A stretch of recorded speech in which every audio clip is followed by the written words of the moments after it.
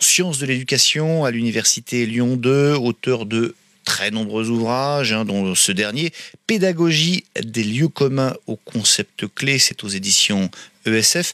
Vous êtes aussi, signalons-le, vice-président de la région Rhône-Alpes, sous l'étiquette Europe Écologie Les Verts. C'est un hymne à la pédagogie que vous entonnez. Pourquoi est-elle en danger? Elle avait disparu?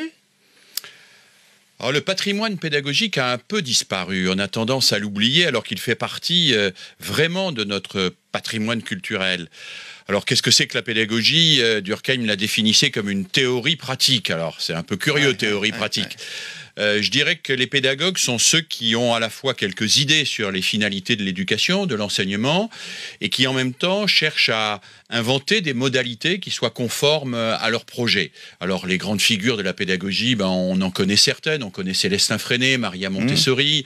Il y en a d'autres qui sont moins connus. Pestalozzi. Pestalozzi. Alors, Pestalozzi, pour moi, est un des grands, comme Itard, celui qui a recueilli Victor de l'Aveyron, celui que interprète François Truffaut dans L'Enfant sauvage, qui est probablement un des grands fondateurs de la pédagogie moderne, parce que c'est un de ceux qui dit pour la première fois, cet enfant, tout le monde dit qu'il n'y a rien à en faire, eh bien moi, je vais lui apprendre à parler, je vais lui apprendre quelque chose, alors qu'autour de lui, tout le monde en désespérait. Mais ces grands maîtres de la pédagogie que vous venez de citer, 150, 100 ans, 50 ans après leur mort, ils ont encore des choses d'actualité à nous dire. Oui, ils ont à nous dire des choses extrêmement importantes. Ou à dire aux professeurs, en tout cas.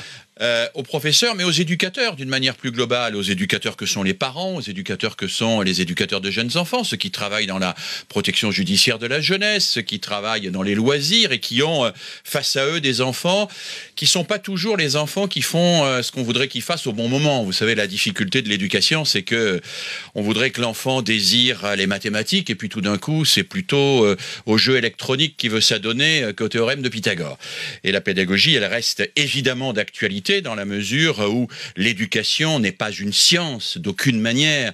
L'éducation est un travail d'invention permanente pour créer des médiations, créer des situations qui mobilisent les élèves, qui mobilisent les enfants et qui leur permet d'accéder à ce qui les fera grandir. Bon,